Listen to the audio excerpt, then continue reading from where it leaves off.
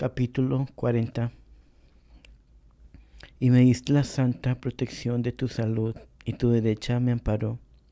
Salmo 17:36. Fundación en Murray. Ya con este conocimiento y principio comenzamos a pensar en la fundación. Pero dos obstáculos se pusieron delante. Ya no éramos del señor Crespo y el señor Toro no ponía capellán.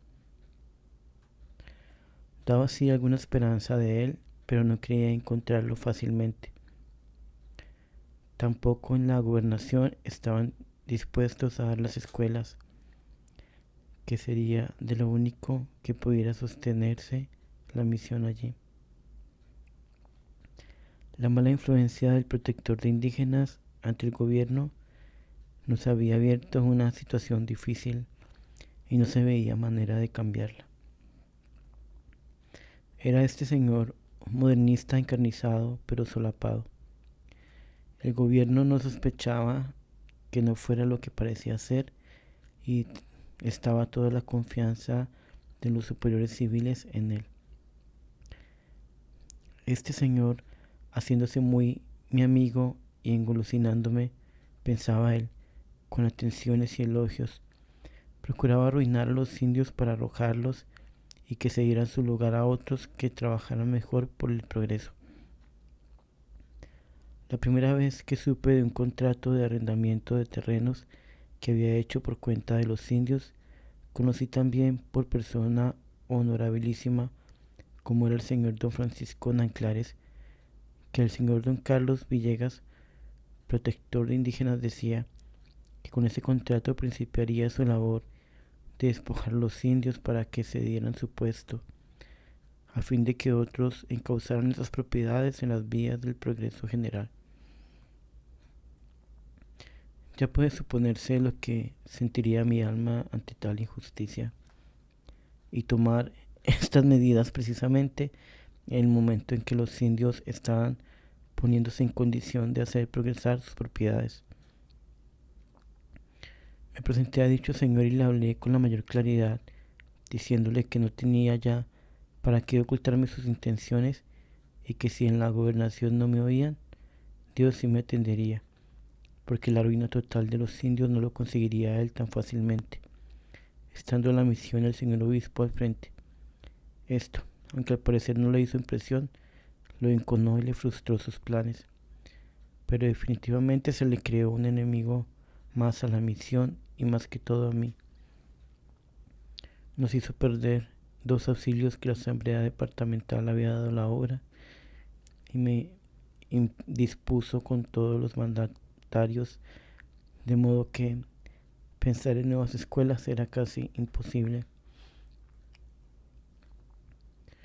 Hubo pues que aplazar la fundación del Murrí para cuando Dios nos abriera camino. Mientras tanto, en nuestras cabezas, la fundación funcionaba como ya hecha y le preparábamos todo lo necesario. Como desde antes de empezarse la obra, tenía ofrecido consagrarles las primeras casas a Jesús, María y José, y ya tenía la Mariana, que era la de Dabeiba, la Josefina en Río Verde. Esta de Murrí había de ser la de Jesús. Pero, ¿en qué forma se le pondría aquel nombre? Esto no lo veía claro. No me gustaba dedicárselo al niño Jesús ni al Nazareno. Se me ocurría que debía ser a nuestro Señor, pero ni niño ni sufriente. Todo pues, hasta el nombre estaba pendiente. Necesitábamos un San Miguel en cuadro para ponerlo en la asamblea de Antador y no lo encontramos en Medellín ni en ninguna parte.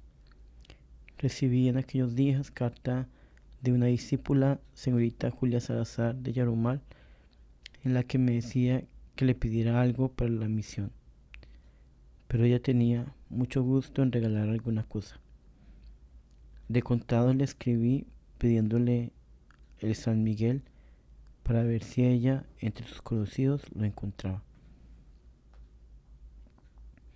Mientras tanto, pasados algunos meses después de haber hecho la excursión a Morri, recibí carta del señor Toro diciéndome que no hiciera a un lado el pensamiento de fundar en Morri, que Dios proveería de auxilio espiritual. No hice mucho caso porque, como aún estaba cerrado el otro camino, bien podíamos esperar hasta tener sacerdote y listo. Y sin que comer tampoco era fácil emprender la tarea, la entrada a aquella tierra, en donde los indios podían darnos plátano como en otras partes. Pero, Dios mío, todo lo estabas haciendo sin mí, sin que yo lo conociera. Llegó un telegrama de Julia Salazar que dice: gustosamente le regalaré el Jesús crecido que me pide. ¿De cuál Jesús crecido se trata?, me dije. Les pregunté a las hermanas y tampoco daban cuenta. Ella sabía muy bien que lo que le había pedido era un San Miguel. No preguntamos nada a Julia, sino que esperamos a ver lo que resultaba. Como al mes, nuevo telegrama de Julia dice: salió de Jesús adolescente para la fundación, según indícame. Nueva sorpresa para nosotras. No había otra fundación entre manos y no podíamos dudar que era para morir el cuadro. Pues cuando pedí San Miguel, no dije que era para ninguna fundación, sino para una ambulancia. Antes de que llegara el cuadro, escribí a Julia diciéndole que lo que le había pedido era un San Miguel, y me contestó que no sabía que necesitábamos y que él se había apresurado a mandarme a Jesús crecido que le había pedido, pero que pronto enviaría el San Miguel también. Además, copia de la carta las mismas palabras con las que le pido el Jesús crecido, diciéndole que era patrono de una fundación. ¿Qué pasaría en el asunto? No lo sabemos. Ninguna de las hermanas ignoraba que yo había pedido el San Miguel, y Julia conservó la carta con mi puño y letra en que le pido el Jesús. Pero no para aquí la cosa. El cuadro que definía el patrono y el nombre de la fundación de modo tan providencial llegó a Dabeiba, y cuando lo estábamos mirando, llegó el cartero con una comunicación en la que nos avisaban que estaban concedidas las escuelas para Morri. Dios mío, ¿cómo andabas trabajando por la salvación de estas pobres almas? ¿Qué caminos tan amorosos y suaves tienes para el bien de tus criaturas? No acabamos de darnos bien cuenta de cómo se habían combinado los acontecimientos cuando llegó una carta del señor Toro diciéndome que no aguardara para la fundación a que él consiguiera capellán, que llevara a las hermanas con el auxilio que el reverendo padre Elías pudiera darnos desde Dabeiba. Esto, aunque acababa de mostrar la voluntad de Dios, me hizo la impresión de un rayo, porque el padre Elías podría administrar a Morri muy poco, y sobre todo después de que él lo llamaran de Frontino, ya no quedaría la cosa a su arbitrio, sino voluntad superior de los padres carmelitas, de quienes no tenía por qué esperar piedad para con las misioneras. Entonces determiné escribirle al señor Toro que estaba dispuesta a obedecerle, pero que ni lo enmarañado de los bosques, ni aquel camino de fieras, ni las fieras mismas, ni las culebras y su amenaza constante, ni las ciénagas, ni lo mortífero del clima, ni la soledad, ni lo fiero y reacio de los indios, ni nada me infundía terror, pero eso de mandar a las hermanas sin sacerdote fijo, sí me hacía hasta sudar. Que eso es lo más espantoso de todo. No tardó el señor Toro en contestarme que en nombre de Dios llevara a las hermanas y que tuviera confianza que Dios no nos dejaría solas, que pensar en esas pobres almas tan lejos de Dios y para las cuales llevábamos la salud, y me animaba a llevarlas. Para mí, siempre la voz de un obispo padre es la determinante de todo. Me dije, yo no puedo ser más católica que el Papa, pero se dice, si la Iglesia deja el cuidado a los obispos, esto de auxilio espiritual para las religiosas, y si el que tiene ese cargo es el que me manda para morir sin sacerdote fijo, Siendo un obispo unido a la Santa Sede, ¿qué tengo yo que ver? Esta reflexión unida a la fe de que Dios no nos faltaría, como me lo había dicho el mismo señor obispo, me hicieron decidir en favor de la fundación. Además, si entonces no recibíamos las escuelas, en otra época no era de esperar conseguirlas. Además, todas las circunstancias providenciales de que Dios había rodeado las cosas me llevaban a pensar en que Dios quería someternos a este sacrificio y decidí emprender la fundación. El padre Elías participaba también en mi opinión y ofreció ir frecuentemente a Murrí mientras pudiera. Por lo pronto iría a acompañar a las fundadoras mientras se establecían y después, aunque las dejaba, sería por poco tiempo. El señor Gaviria permanecía siempre en la oferta del terreno, pero no en lo del rancho. Tampoco era fácil desde lejos entrar en la construcción de la casita. Era pues preciso ir hasta el frente del trabajo, nombrar a las hermanas María San Benito, María de la Santa Faz y María Santa Teresa. Se hizo la ceremonia de la nueva fundación y seguimos acompañadas por el padre Elías, 2 peones y algunos indios para Río Verde, en donde acabaríamos los arreglos del viaje, pues de allí queda más fácil llevar los artículos más precisos para la alimentación. Creo que salimos de Dabeiba el 14 de agosto de 1918. Estuvimos en Río Verde el 15, en donde celebramos la fiesta de la Virgen, pidiéndole el buen éxito de la fundación y la fe para esos pobres salvajes, y el 16 salimos muy temprano para nuestro destino. El camino no tenía nada mejor, estaba enteramente igual al del año anterior. Por esto la vida fue dolorosa para el padre Elías, que no podía ver sin rabia que mi humanidad cayera tanto y diera tantos afanes a los compañeros. Entonces fue cuando me pegó un fuerte puñetazo, como ya lo he referido. Supongo que en esas personas del carácter del padre Elías, todas las impresiones se resuelven en rabia, aunque interiormente sientan otras cosas. En la famosa posada de Portachuelo pudimos disfrutar un poco del panorama, porque la tarde fue buena. Me alegré porque eso como que le daba calma al padre. A él se le arregló cama en un pedacito de rancho que por ser una ciénaga mantenía el fogón prendido. Allí al pie de ese fogón, en un tendidito de palos, con cuantas cobijas traíamos, logró dormirse. Nosotras al pie del fogón, que ya no será conocido a 2 de las viajeras, pasamos la noche mitad rezando y mitad alimentando el fogón para que no nos faltara la única fuente de calor de aquella tierra. El camino fue poco más o menos como el primero, solo que mis caídas, si no recuerdo mal, fueron menos en número y menos fuertes.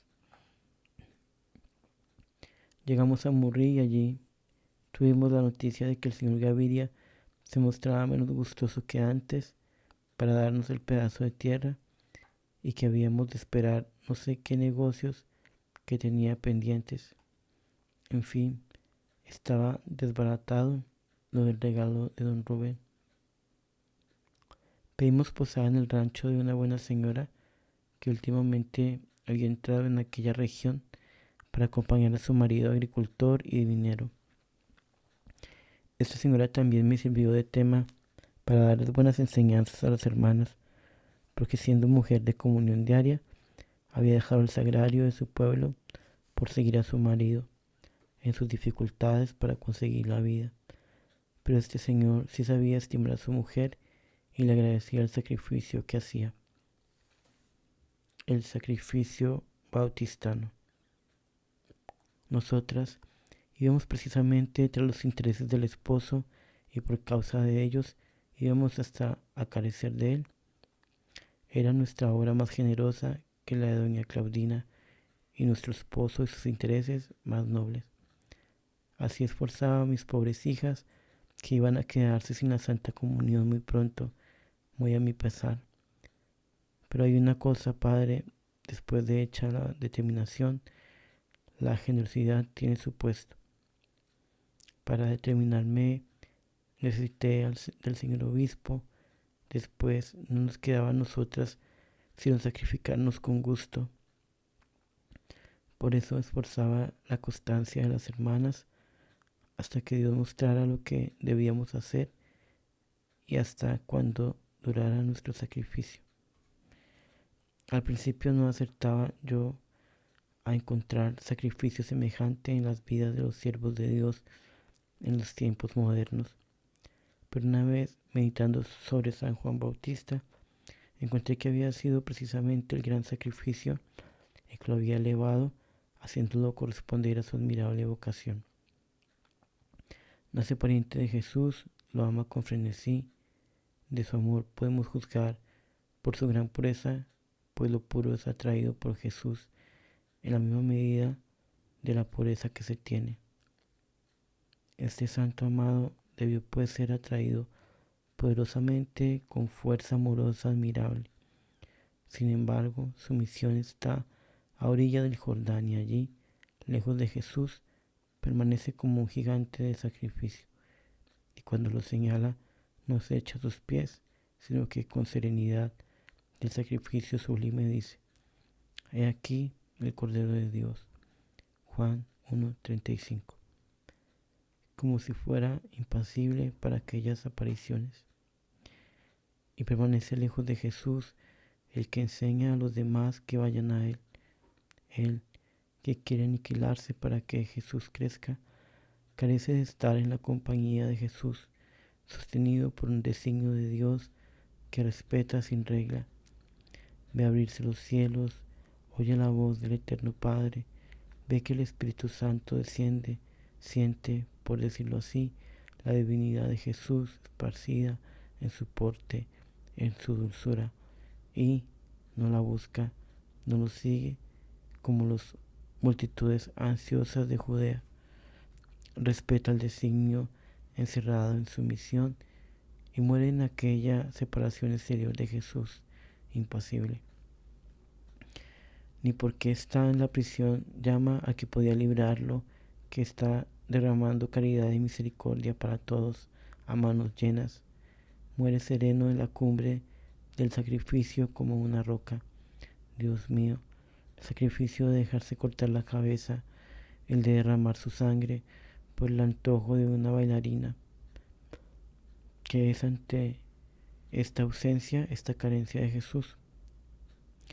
Pues meditando esto vi que nuestro Señor en esta vez y quién sabe cuántas otras veces en el porvenir pedía a los misioneros el sacrificio que desde entonces denominé bautistano, como el Bautista.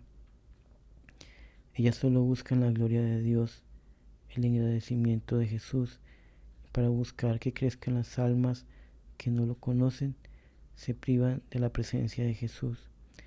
Un designio de mucha sabiduría descubría yo en eso de someternos Dios, de cuya voluntad no podía dudar, pues había sido manifestada por un obispo, al mismo sacrificio que el Bautista, aquel gigante del sacrificio, de que nuestro Señor dijo: ningún nacido de mujer es más grande que Juan Bautista.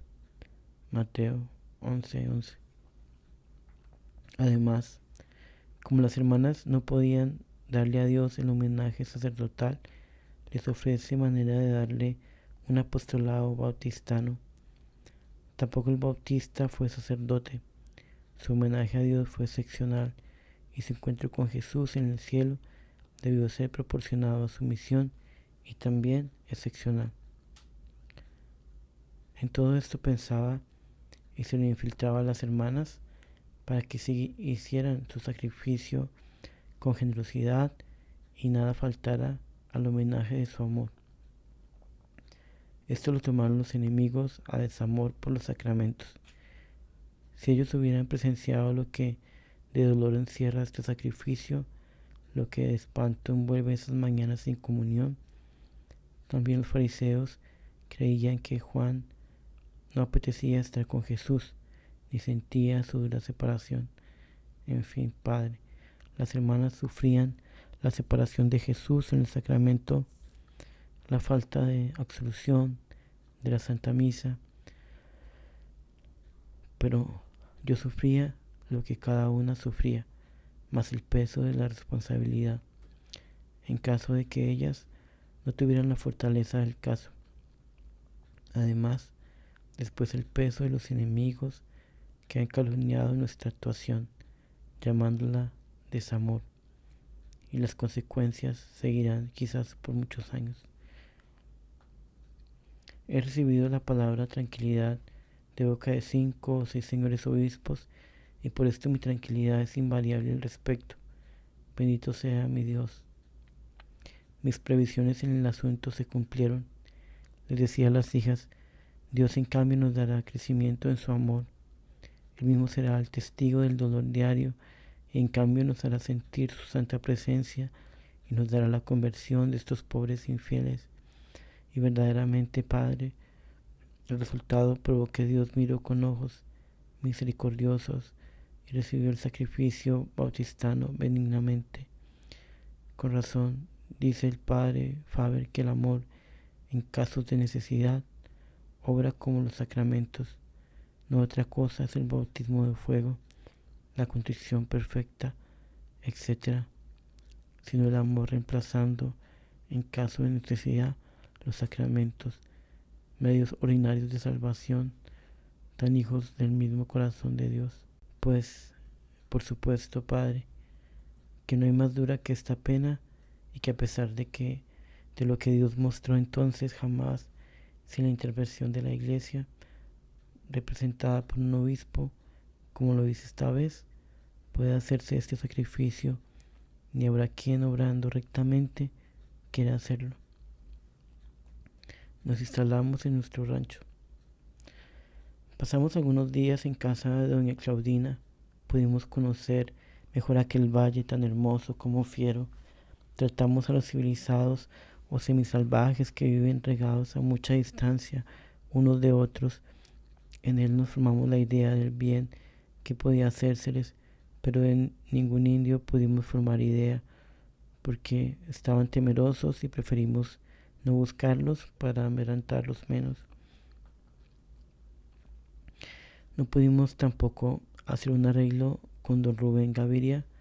Preferimos comprar un rancho menos bien situado que el que pensábamos construir, pero que no era del todo malo para los principios. Situado entre dos aguas bravas y en un sitio bastante bajo y cercano al Cachenodá, no era lo más aparente ni para la salud, ni para la consecución de provisiones, ni siquiera para que los indios se arrimaran fácilmente.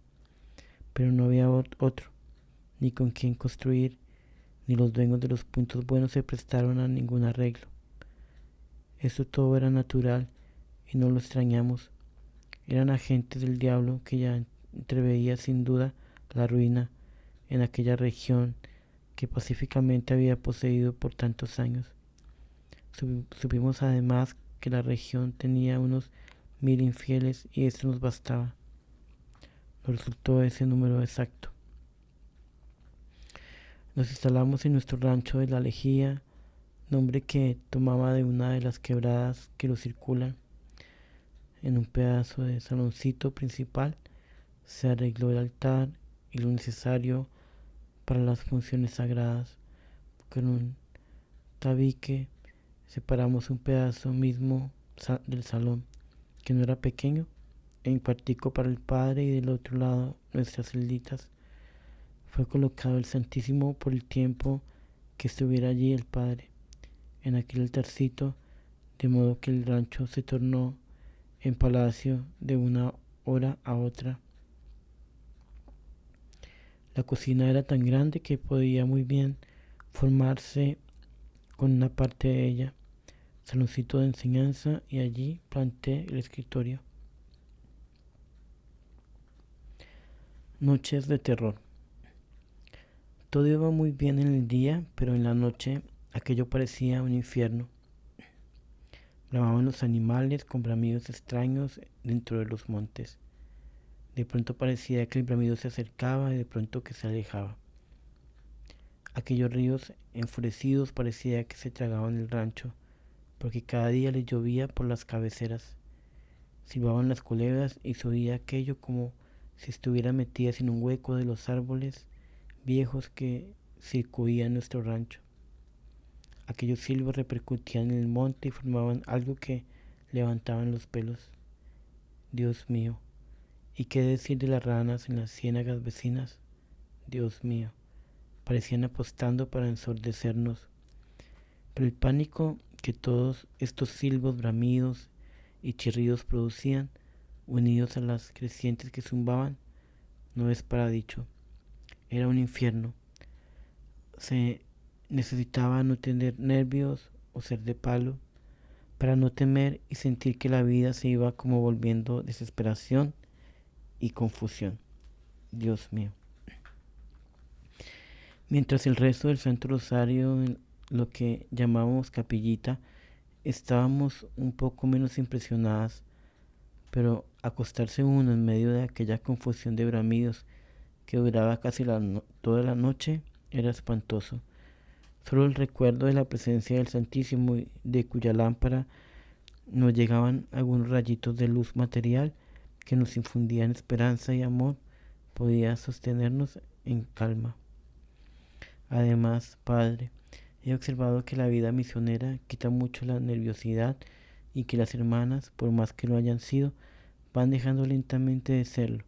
Sin duda el aire tan oxigenado de las selvas va fortaleciendo el sistema nervioso. Si las primeras misioneras del Murrí hubieran sido nerviosas en aquellas tenebrosas y estruendosas noches, se hubieran enloquecido. Al día siguiente, el medio cambiaba del modo más consolador. Cesaban los bramidos, el día clarísimo, los ríos serenos, los pajaritos cantando alegres, la ilusión de hallar indios cada día más cercana. La naturaleza tan salvaje que convida a la contemplación, la predisposición en que quedábamos de alegría después de la noche de terror, como si nuestra naturaleza siquiera quisiera desquitarse de lo de la noche y sobre todo el Santísimo allí tan amigo, tan manso, tan dulce, tan nuestro. Y el Padre en quien mirábamos lo que era verdaderamente como sacerdote. Dios mío, qué dicha, qué disposición tan propia para el amor de Dios. Aquella soledad, sabíamos que estaban las gentes tan lejos y el ambiente civilizado tras aquella cordillera con su trocha infranqueable, y Jesús allí tan cerquita y el cielo tan despejado y la selva tan oscura. Dios mío, qué días de oración aquellos. El pacto con las fieras. Aquí precisamente era el sitio elegido de Dios para lo que voy a referir y que ojalá no tuviera que hacerlo. Pues a pesar de haber referido tantas gracias de Dios a mi alma, ellas no pierden cierto pudor que la rodea siempre, pero obedezco y estaba en una de esas mañanas que decía orando llena de Dios. Estaba, digo, delante del Santísimo mientras las hermanas hacían en la cocina algunos deberes y el padre rezaba en el corredorcito. Estaba delante del Santísimo, digo, pero no sé decir en qué me ocupaba. Cuando voy a llegar delante del Señor, no delante del altar, como en procesión, muchas culebras y fieras que entendían bien que eran las de Murrí.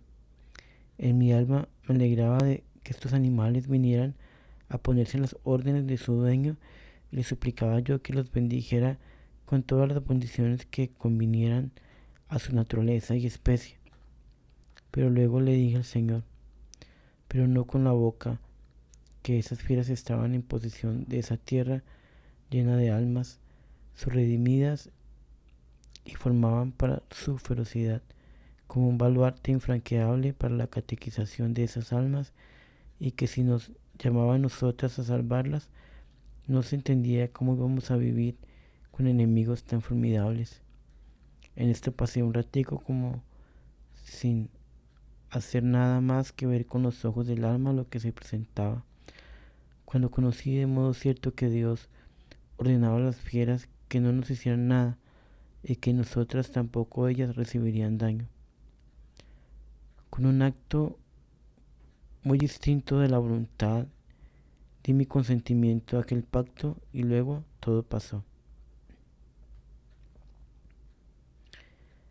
Quedé completamente segura de que las amistades eran entre esas fieras y las hermanas habían quedado hechas y que tranquilamente podíamos estar en sociedad con ellas sin que nos tocara.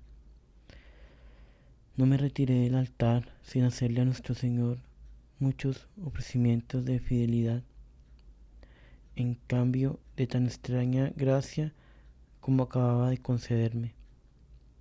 Me parecía al levantarme de los pies de nuestro Señor que era como Adán, dueña de esa naturaleza. Esto, sin embargo, no era ya sino parecer, pues lo sobrenatural creo que del todo había pasado. Nada dije a las hermanas por lo pronto, ni tampoco al Padre. Estas cosas, como ya he dicho, no quedan ni ganas de decir, ni advertencia, casi nunca.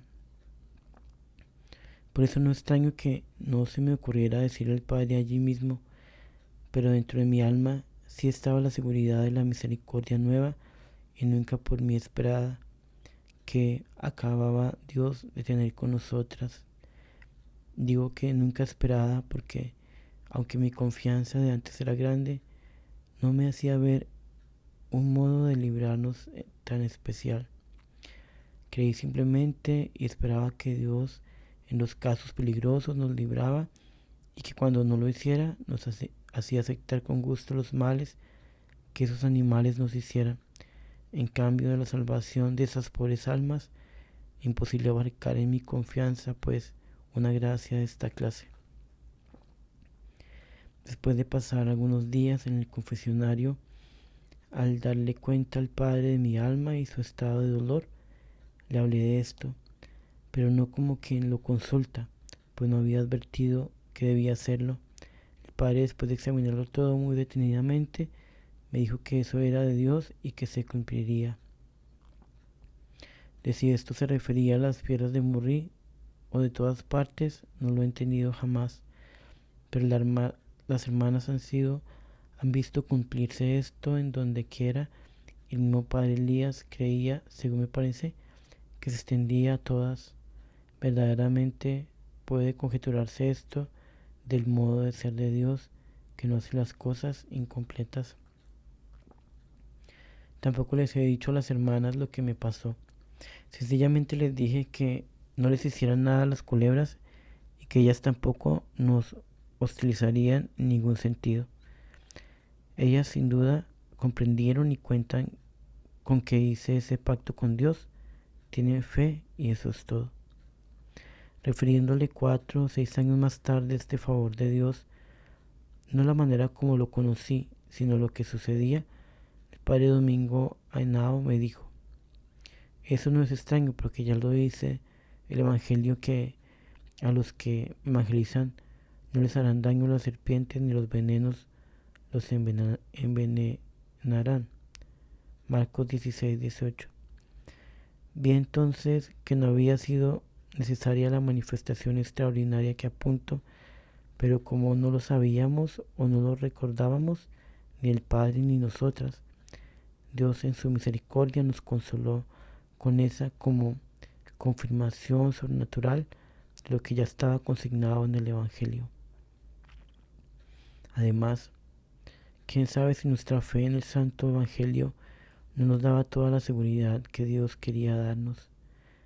De todos modos, no podemos nunca agradecer las misericordias que el Señor ha usado y usa con los que le buscan. Eso es imposible y es duro pensar que nuestra impotencia crece en la medida en que se levantan grandes y hermosas las misericordias de Dios. La confianza es mi seguridad. Pasado un mes, fueron a morir otras 2 hermanas y salimos el padre y 2 hermanas, dejando las otras un poco instaladas y ya acompañadas de frecuentes visitas de los indios. Lo que sentí al dejar aquel campo no sabré decirlo. Solo me doy cuenta de que me oprimía el alma al atravesar aquella trocha y saber que detrás quedaban esas generosas hermanitas sin sacerdote. En la Santa Misa de aquella mañana cesó la presencia sacramental de Jesús y salimos cabizbajos. Las que se quedaron, Dios mío, lo que sentiría. Aquel mes al lado de nuestro Señor sacramentado había pasado tan rápidamente, pero olvidé referir algo de un pequeño interés: la función de instalación de la misión. Reunimos el mayor número de indios posibles, nos visitaban todavía pocos y los semisalvajes y civilizaditos de los contornos. Bendijo el Padre una gran cruz que entre cantos muy alegres fue colocada en el patio de delante de la casita con una bandera de la Virgen. Luego una procesión a lo largo de la Blanquita cantando himnos y rezando a ratos. También se quemaba pólvora en forma de tiros, pues de otra no había, y en alegres gritos de viva la misión, viva el cristianismo, viva el Papa, viva la Iglesia, etc. Recorrimos una extensión de casi una legua, paseando la bandera y la cruz. Así se declaró instalada y los vecinos conocieron a qué íbamos. Los indios casi todos oían, pero nuestros corazones los agrupaban allí a la sombra de la cruz. Al plantar la cruz después de la procesión, cantaron las hermanas acompañadas de una indiecita de preciosa voz, un alalí soldados de María, que conmovió hasta las peñas. Todos estos recuerdos y lo que el diablo estaría sintiendo al sentir la cruz en sus dominios nos acompañaron en todo el camino de regreso. Poco tiempo después pudo conseguirse el terreno ofrecido por don Rubén Gaviria y se hizo una construcción regular en el sitio que habíamos elegido desde el principio.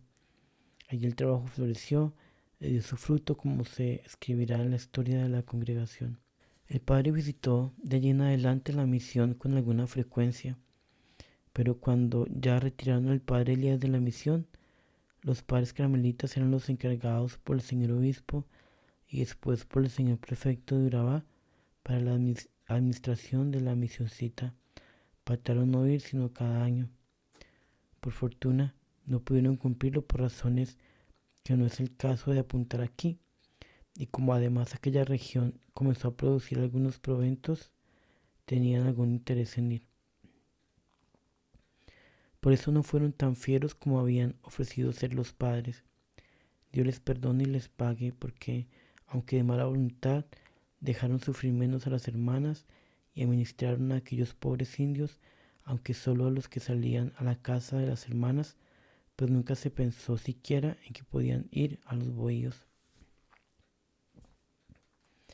En ellos murieron siempre los indios con solo lo que podían hacer las hermanas, que era bautizarlos si estaban sin bautizar, excitarlos a la contrición, ponerles el escapulario del Carmen, prescindiendo por supuesto de la indulgencia del día de la imposición, y ponerles agua bendita, y hacerles hacer actos de amor y no faltarles con oraciones. Casi todos daban muestra de ir al cielo. En esta fundación del Murrí, padre, han visto verdaderos prodigios que me han consolado no poco respecto a las penas y peligros que allí han pasado y sufrido las hermanas. Me han servido mucho para ver cómo Dios autoriza con ellos nuestra misión y cómo dice sí a lo que los obispos afirman. Porque si el señor Toro se hubiera equivocado al hacernos ir sin sacerdote fijo, Dios no hubiera autorizado nuestra labor con prodigios como allí se han visto y arribos al cielo tan especiales. Por todo esto, aunque los enemigos que tan benéficamente me persiguen y que son los verdaderos amigos de mi alma, continúan acusándome de desamor a los sacramentos y diciendo que he hecho que las hermanas se crean muy santas porque viven sin sacramentos, no me inquieto ni pierdo ese como fondo de seguridad que el Señor me ha dado. Cuando la seguridad nace de la fe que tenemos en nuestras luces, es claro y natural que ella falle y se sorprenda ante la duda de los demás. Pero cuando la seguridad expresa que Dios pone en el alma, no falta y es como una roca. Aunque todos los hombres me condenaran, creo que Dios me ha absuelto y la Santa Sede, aunque mientras estudie, dude, llegará a absolverme porque ella es la fuente de verdad. Conocimiento místico del santo abandono.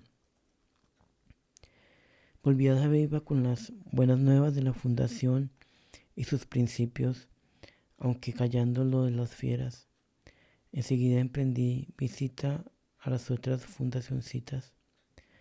Cuando iba para la Santa Teresa en Chontaduro, subíamos una grandísima loma llamada la de Don Máximo, muy entretenida sin pensar en San José, pues era su día o se acercaba, no recuerdo, sin duda alguna.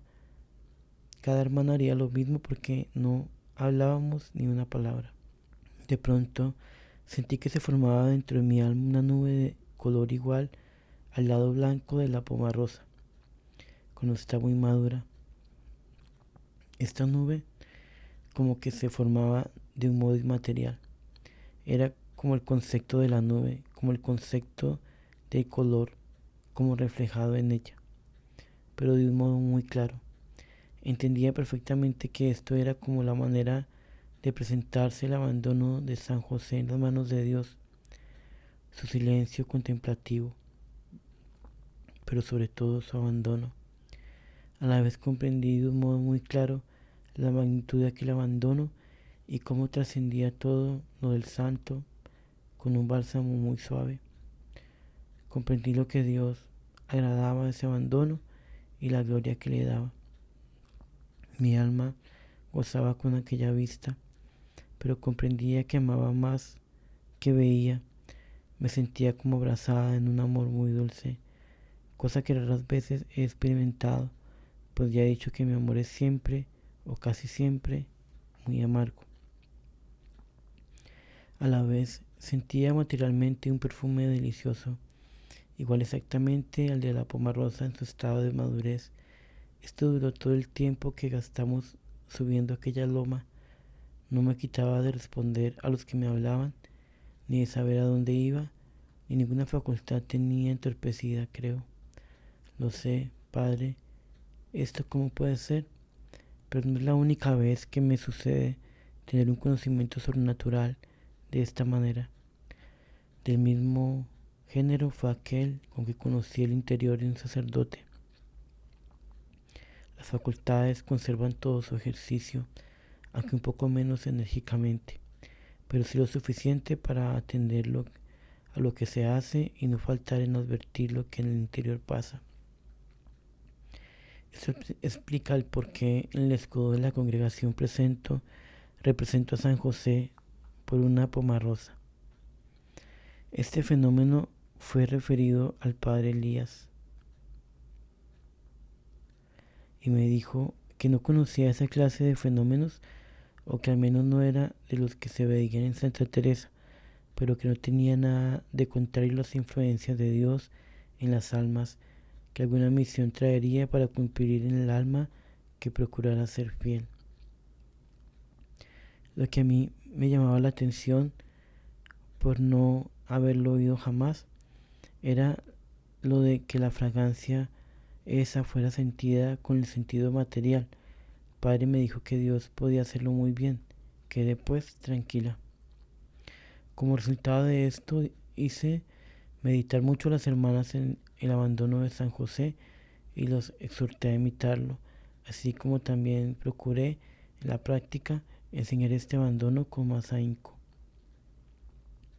¿Sería la misión que trajo esa gracia? No lo sé, pero sí estoy muy agradecida, pues la devoción al Santo Patriarca creció en la congregación y el deseo de imitar ese abandono que adorna tan maravillosamente el santo y que es tan acorde con su misión de Padre putativo de Jesús.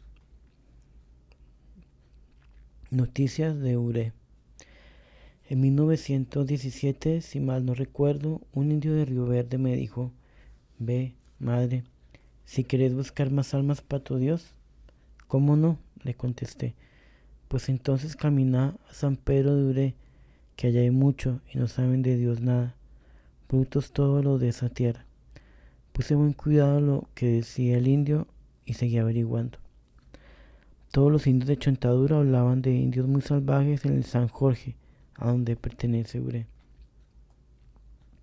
Impresionada pues por estas noticias y conociendo además que los indios que querían escaparse de nuestra acción se iban por esos lados del San Jorge, a donde creían que no iríamos jamás, les propuse a las hermanas ver cómo íbamos allá. Sobre todo durante las noches me reclamaba el corazón con fuerza especial un esfuerzo por esas almas, de modo que las noches en lo general eran malas en cuanto a sueño y muy dolorosas en cuanto al alma. Recibí entonces al señor Briocchi, arzobispo de Cartagena, a cuya jurisdicción pertenece aquella región del San Jorge.